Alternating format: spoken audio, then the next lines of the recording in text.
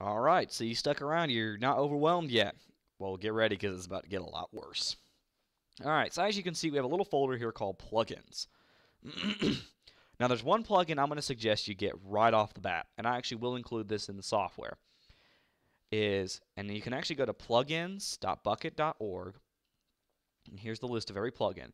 But of course, I'm going to make your life a little easier first by making it easier to manage with a plugin called Pale. Now, if you remember in the previous video, what happened was we had a giant black screen, and that was the entire server. A little obnoxious, wouldn't you agree? So we're going to download all the plugins come in .jar files. So now let's go ahead and open up a new window here. I'll go to my downloads.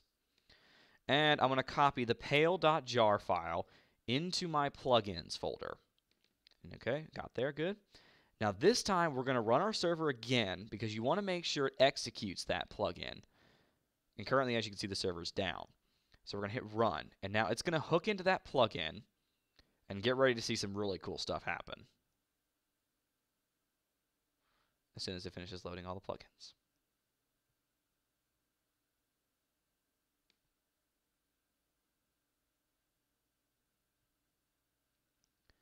Okay, and it looks like we downloaded an out-of-date version. So we will correct that now. And so let's go back.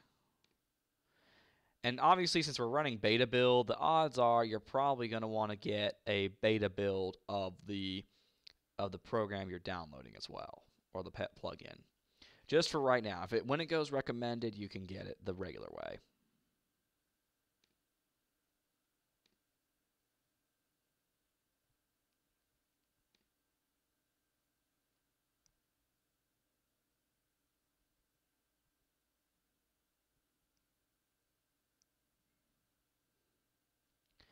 Okay, and looks like we did download an out-of-date version, so let's go ahead and get the newest one, the 0.8.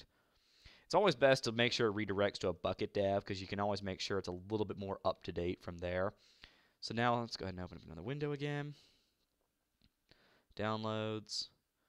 And we're going to go ahead and copy in the new Pale, and you can just let it overwrite the existing plugin. Okay, we're going to close out our server. Now let's try it again this time.